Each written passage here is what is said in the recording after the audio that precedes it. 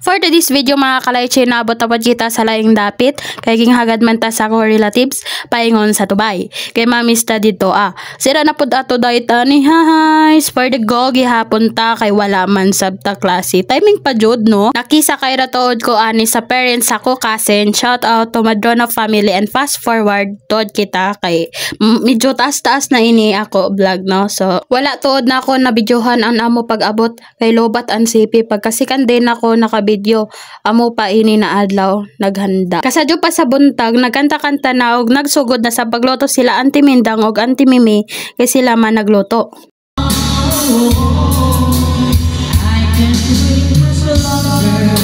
While nagkanta-kanta kami, sila sab nagsugod na pagbilik-bilik sa baboy. Wow! Og fast forward na sab kita naloto naman ang litson, naghinay-hinay na sab kita kinta kami pagkuha sa panit. Ka-crispy sa panit, pagkalami agad zud. Kita mo ko na presko.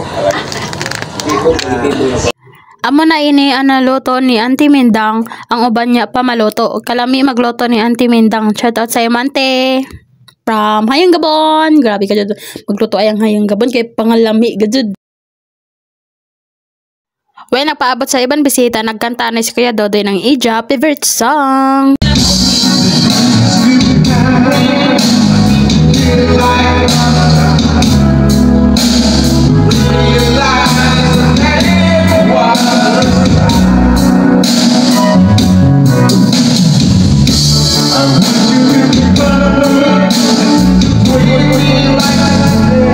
Sa dihang nangabot na ila mga bisita, kami po diri kanta-kanta og tagay-tagay. Di jud na mawala sa moa. Sa amo ang kan maoy jud na naandan pag naanay okasyon.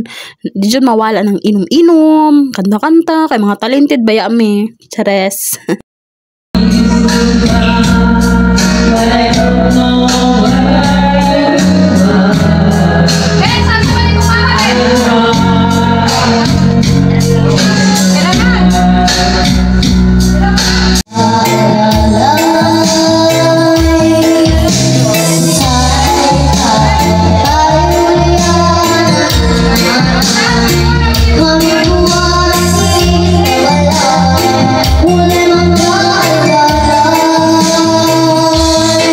Another batch na subs sa mga bisita ni Auntie Joan o Goldodoy. Shout out sa mga teachers sa Tubay.